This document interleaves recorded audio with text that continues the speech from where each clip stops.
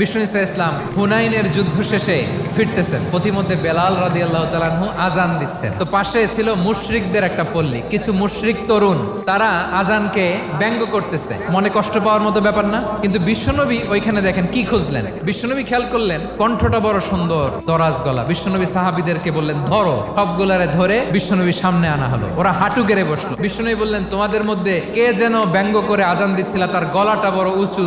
আবু মাহজুরা বলে আমার বন্ধুরা সবাই আমার দিকে আঙ্গুল দেখায়। আবু মাহজুরার মাথায় হাত দিয়ে বললেন এবার আজান দাও দেখি। আবু মাহজুরা বলে আমি তো আজান দিতে জানি না। বিশ্বনবী বললেন তাহলে আসো আমি তোমারে শিখাই দেই। বিশ্বনবী একটা বাক্য পরে, আবু মাহজুরা পরে, বিশ্বনবী পরে, আবু মাহজুরা পরে। আবু মাহজুরা বলে এক একটা বাক্য পড়ি আমার কলিজাটা গলে ঠান্ডা হয়ে যায়। বিশ্বনবীর সাথে দাঁড়িয়ে উনি শাহাদা পড়ে মুসলমান হয়ে গেলেন। বিষ্ণু ইসা ইসলাম বললেন যাও আবু মাহজুরা, আমি তোমাকে পৃথিবীর শ্রেষ্ঠতম মসজিদ মক্কার মসজিদুল হারামের মুয়াজ্জিন হিসেবে অ্যাপয়েন্ট করে দিলাম।